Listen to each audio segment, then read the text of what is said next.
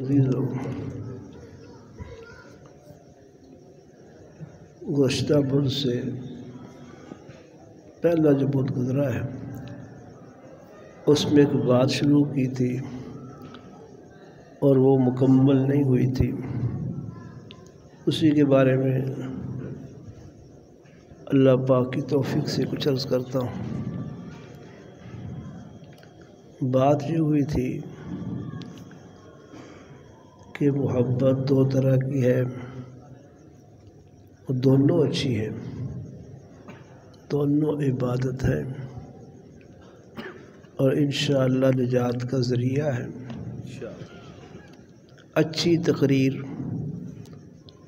سیرت پر، اچھی نعتیں حضور پاک صلی اللہ علیہ وسلم کی، اچھی باتیں ہیں، یقیناً یہ عبادت ہے اور بڑے شرف کی بات ہے کہ حضور اقدس صلی اللہ علیہ وسلم کے ذکر خیر سے خواہ وہ نظم کی شکل میں ہو یا نثر کی شکل میں ہو، طبیعت پر اثر ہو، محبت کا جذبہ ابھرے، محبت میں زیادتی محسوس ہو، رونا آ جائے، ایسے لگے جیسے دل مدینہ میں پہنچ گیا ہے، اچھی باتیں، عبادت ہے۔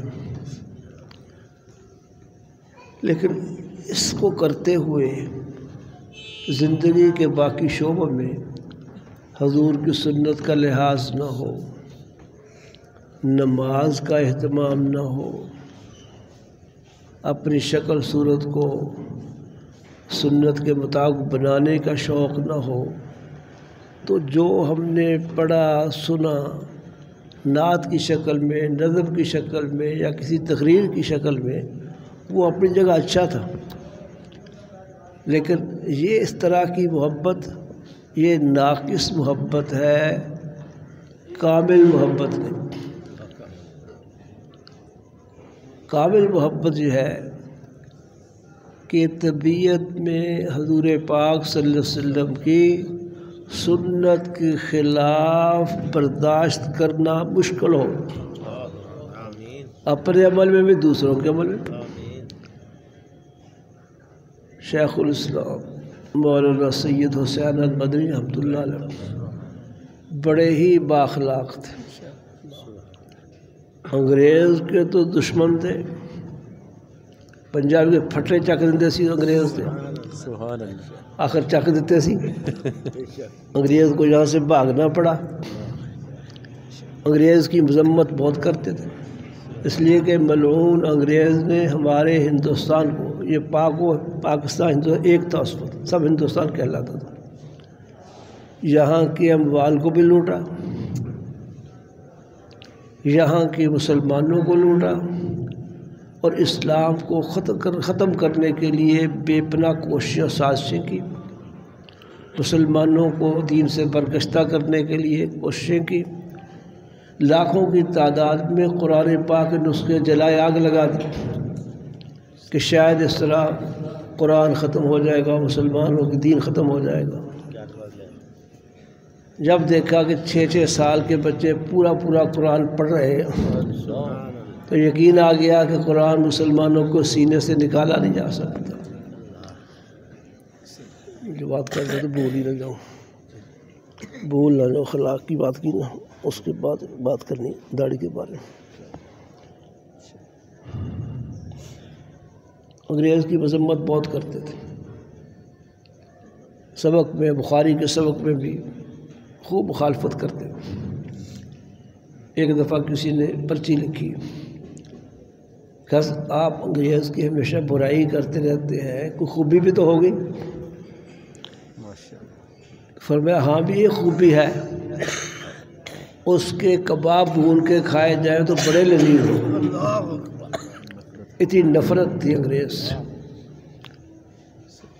اور علماء کی یہ نفرت، انگریز کی سازشیں، اسلام کے خلاف بدماشیاں، مسلمانوں کے قتل کرنا، تاریخی روایات اٹھا کے دیکھیں انگریز خبیث نے 70,000 علماء کو اس زمانے میں شہید کیا ہندوستان میں، 70,000 علماء کو۔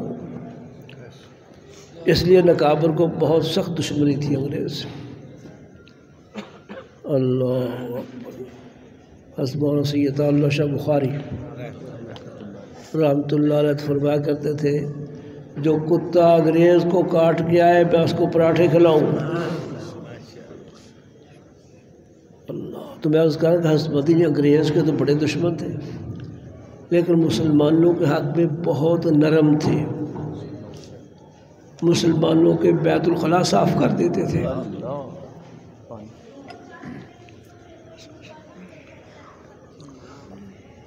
اپنی مریدوں کے جوتے سیدھے کر دیتے تھے، آئے مہمانوں کو ان کو سوئے ہوئے ٹانگیں دباتے تھے۔ ایک جماعت کا لیڈر جس کی حالت بظاہر اچھی نہیں تھی، وہ دیوبند میں کسی کام آ رہا تھا بے دین سا، کوئی دین کا تعلق بھی کوئی نہیں۔ اسے لکھا کہ میں رات آپ کے پاس قیام کروں گا۔ حضرت بھی سیاسی لیڈر تھا، سیاسی لیڈروں کو باہر ملنا جلنا ہوتا ہے۔ وہ آ گیا، آرام کیا، دیر تک سویا رہا صبح کو۔ جب جاگا دیکھا کہ ایک بوڑھا آدمی ٹانگیں دبا رہا ہے۔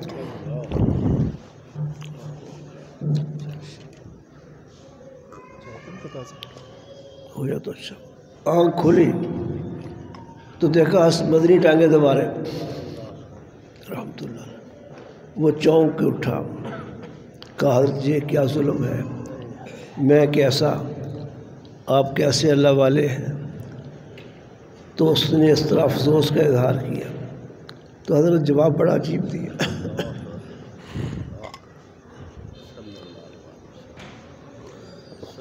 فرمانے لگے کوئی بات نہیں،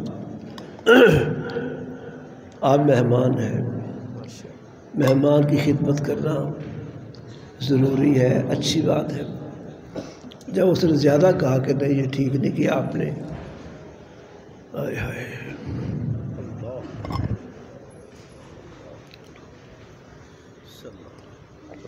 حضرت نے فرمایا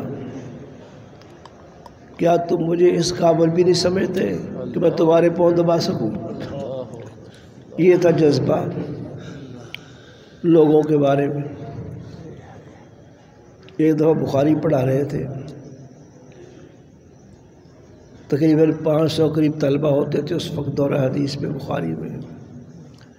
ایک جوان آیا up to date, pant coat tie hat, clean shave, داڑھی منڈی ہوئی۔ حضرت نے کھڑے ہو کے اس کو سلام کیا، کھڑے ہو کے اس سے ملے، استقبال کیا اس کا۔ طلبہ حیران تو ہوئے بھی یہ کیا کیا، حضرت مدنی اتنے بڑے اللہ والے ہیں اور یہ انگریز ٹائپ کا آدمی ہے اور انگریزوں سے دشمنی حضرت کی اور پھر اس کا اتنا احترام کر رہے ہیں۔ خیر پوچھا کسی نے، کچھ عرصے کے بعد پھر دیکھا ایک آدمی آئے، پوری داڑھی، بڑا نورانی چہرہ، بڑا نورانی چہرہ اور بڑا نور برس رہا ہے۔ حضرت اس کے لیے بھی ویسے اٹھے، استقبال کیا۔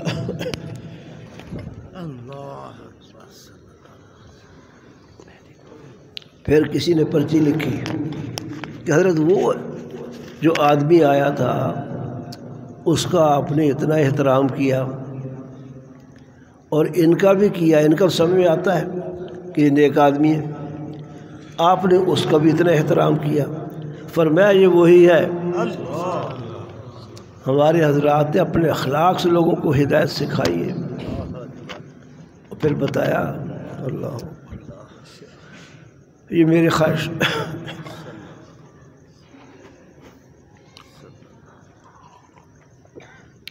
یہ میرے مرشد کے خاندان کا بچہ ہے، اس کی وجہ سے میں نے اس کا احترام کیا ہے اور اللہ نے اب ہدایت دے دی۔ آپ دیکھ لو ماشاءاللہ، نور اللہ نور ہوا ہوتا، مطلب بہت نرم تھے حضرت مدنی، لیکن آخر زندگی میں سنت کا اتنا غلبہ ہو گیا تھا کہ جس شخص کا چہرے پر سنت نہ ہوتی تھی اسے مصافحہ نہیں کرتے. ایک دفعہ شیخ الاسلام زکریا فرماتے ہیں میں دیوبند حاضر ہوا حضرت کے پاس. میرے ساتھ حضرت رائے پوری کے خادم تھے، خدمتگار تھے، لے کر داڑھی موڑے تھے. میں نے تعارف بھی کرایا کہ حضرت رائے پوری کا خادم ہے، یہ ایسی خدمات ہے، پھر بھی اسے مصافحہ نہیں کی. یہ با حضرات پر آخر سنت کا غلبہ ہوتا ہے. تو اللہ پاک کروڑا رحمت نازل فرمائے. جو بات میں کہنا چاہتا تھا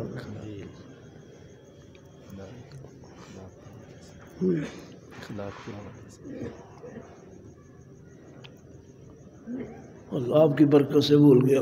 سبحان اللہ کہتا آپ کی برکت سے باتیں یاد آتی ہیں اور آپ کی برکت سے بھول جاتی ہیں. یہ سارے کمالات آپ کے ہی ہیں. اب آپ توجہ سے بیٹھتے ہیں اللہ کی طرف دھیان کر کے تو باتیں آتی ہیں. جب کہیں چلے جاتے ہیں تو پھر بھول جاتے ہیں. میں نے آپ کو یاد بھی دلایا تھا. اخلاق کی بات نرمی کی بات اخلاق کی داڑھی کے حوالے سے اللہ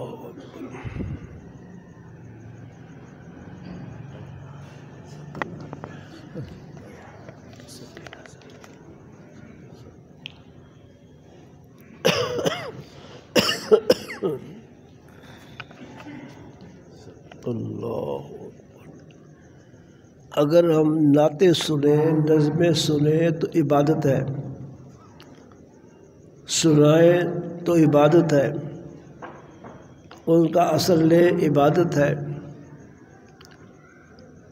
اور باقی زندگی میں حضور کی سنتوں کی پرواہ نہ ہو، نماز کی پرواہ نہ ہو، تو یہ جو محبت ظاہر ہوئی تھی جس پر رونا آ گیا تھا، یہ محبت ناقص ہے، صحیح اور کامل محبت نہیں. ایک جملہ یاد آیا استانوی رحمہ اللہ کا، حکیم الامت حضرت مولانا اشرف علی تھانوی رحمۃ اللہ علیہ. کسی نے مسئلہ پوچھا کہ یہ ساز باز کے ساتھ سننا، جیسے قوالی ہے، قوالی کرتے نا تو اس میں باجے بھی بجتے ہیں ساتھ. باجوں کے نام تو مجھے نہیں آتے کہ کئی قسم کے باجے لے کے بیٹھے ہوتے ہیں. لطیفہ یاد آ رہا ہے ارشاد نہیں بس ٹھیک ہے. اور دیکھی قوالی کبھی آپ نے؟ بولو کیا قوالی کیسے ہوتی؟ فٹ بال کے ساتھ. اور قوالی کیسے ہوتی ہے؟ والی بال کھیلتے ہیں ایسے بیٹھے جیسے آپ تو قوال 10-12 بیٹھے ہوتے ہیں، وہ آواز ملا کے پڑھتے ہیں، نظمیں پڑھتے ہیں. تو ساز بھی بجاتے ہیں. ساز کئی قسم کے ساز ہوتے ہیں. ساز بجانا شرعاً جائز نہیں. باجے بجانا صحیح نہیں. حضور علیہ الصلوۃ والسلام فرمایا ہے میں باجوں کو توڑنے کے لیے آیا ہوں. لوگوں نے حضور کا مقابلہ کافروں نے باجوں سے کیا تھا، ناچ و رنگ کی محفلوں سے کیا تھا. اللہ اکبر. تو یہ صحیح نہیں.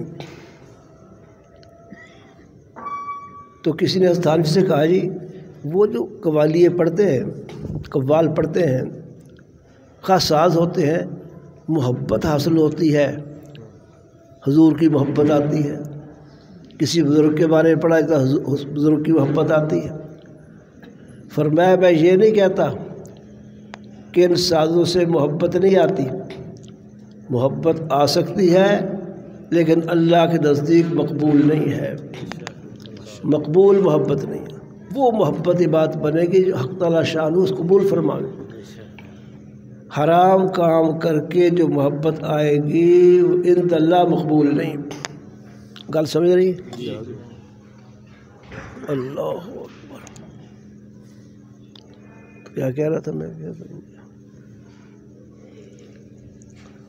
تو عرض کر رہا تھا ہاں تو یہ نعتوں نظموں والی محبت اگر تو اس کے ساتھ ہے صحیح محبت بھی، زندگی سنت کے مطابق ہے، شکل سنت کے مطابق ہے، اعمال سنت کے مطابق ہے، جذبے سنت کے مطابق ہے، پھر تو ہے نور علی نور، بہت اعلیٰ چیز۔ اگر باقی دین پر کوئی عمل نہیں ہے، لاپرواہی ہے، تو یہ محبت ناقص ہے، غیر مقبول نہیں کہہ رہا، ناقص ہے۔ صحیح اور کامل محبت حاصل کرنے کا طریقہ اور ہے، جس کو میں نے شروع کیا تھا، عرض کیا تھا کہ علامہ جامی رحمۃ اللہ علیہ عالم بہت بڑے تھے، تحقیق بہت تھی، علم کے قید سمندر تھے، علم کی بلندیوں کو چھونے والے تھے، بہت شہرت یافتہ تھے، لیکن جسے اللہ اور رسول پاک کی سچی محبت کہتے ہیں وہ ابھی حاصل نہیں تھی۔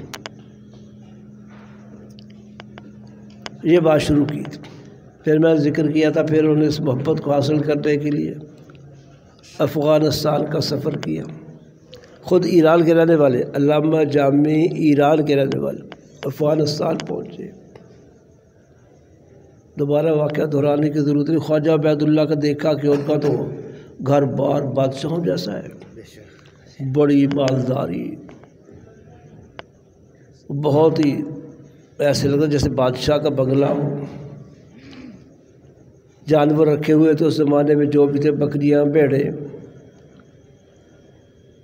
گدھے، خچر، گائے، جو اونٹ وغیرہ، ان کو کیلے کے ساتھ باندھتے ہیں نا، اور کیلا جاتے ہو، زمین پر لکڑی تھوڑی سی ہوتی ہے اس کے ساتھ سنگل باندھ دیتے ہیں۔ وہ جتنے کیلے تھے جانوروں کے تمام چاندی کے تھے۔ یہ ساری چیزیں دیکھ کر خواجہ عبید اللہ رحمہ اللہ کے بارے میں علامہ جامی کی عقیدت ختم ہو گئی، کہنے کہ یہ اللہ والا نہیں ہے، اللہ والا تو فقیر ہوتا ہے، اس کو دنیا کے مال سے کیا تعلق، یہ کوئی اللہ والا نہیں ہے، اس لیے اس کے ہاتھ پر بیعت نہیں کرنی۔ ارادہ کر لیا کہ ان کے ہاتھ پر بیعت نہیں، بیعت کرنے آئے تھے۔ اور ایک مصرع کہا، شاعر تو تھے ہی، نہ مردست آنکھ دنیا دوست دارت، وہ اللہ کے راستے کا مرد نہیں ہے جو دنیا کو دوست رکھتا ہے، اس میدان کا مرد نہیں ہے، اللہ کی محبت عشق کے میدان کا مرد نہیں ہے، اس لیے اس کے ہاتھ پر بیعت نہیں کرنی۔ یہ جملہ کہہ کے چلے گئے واپس، نہ مردست آنکھ دنیا دوست دارت۔ رستے میں رات پڑ گئی، لمبے سفر تھے، آرام کیا، خواب دیکھا، خواب میں قیامت کا منظر دیکھا، حق تعالیٰ شان لوگوں کے فیصلے کر رہے ہیں، کسی کے لیے جنت کا فیصلہ ہو رہا ہے، کسی کے لیے جہنم کا فیصلہ ہو رہا ہے۔ حضرت جامی کے حساب کا وقت آ گیا، اللہ کے سامنے پیش ہو گئے، اللہ نے فرشتوں سے فرمایا جامی کو جہنم میں لے جاؤ، دوزخ میں لے جاؤ۔ بہت پریشان ہوئے خواب میں، اتنے میں وہ خواجہ عبید اللہ احرار ظاہر ہو گئے جن کو چھوڑ کے آئے تھے، جن سے بیعت ہونے کی نیت سے آئے تھے لیکن متنفر ہو گئے۔ وہ خواجہ عبید اللہ احرار آ گئے، کہنے لگے اللہ میاں جامی تو میرا ہے، فرمایا اگر تمہارا ہے تو جنت میں لے جاؤ۔ ان کے کہنے پر اللہ پاک نے اپنا فیصلہ بدل دیا، صبح اٹھے روئے۔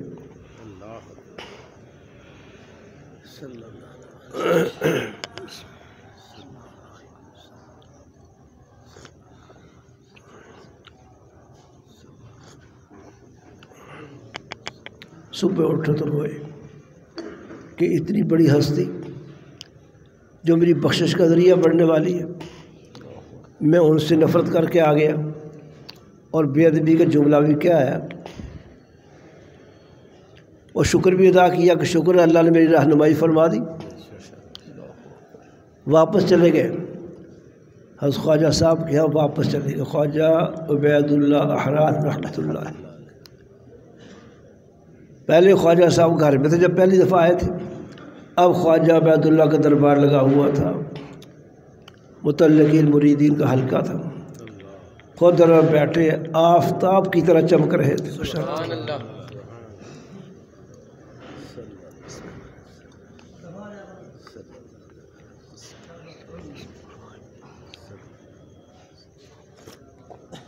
بہت جاہ جلال، بہت دورانیت، اللہ کے جلال و جمال کی تجلیات پر برس رہی تھی۔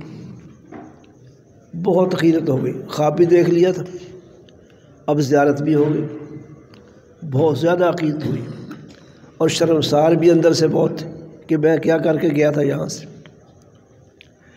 کچھ دیر کے بعد عرض کیا حضرت مجھے بیعت فرما لیں۔ خواجہ صاحب نے فرمایا میں تمہیں بیعت نہیں کروں گا۔ اصرار کیا، فرمایا نہیں میں نہیں بیعت کرتا۔ جب زیادہ اصرار کیا کہ مجھے بیعت فرما لیں، فرمایا پہلے وہ جملہ کہو جو کہہ کے گئے تھے جہاں،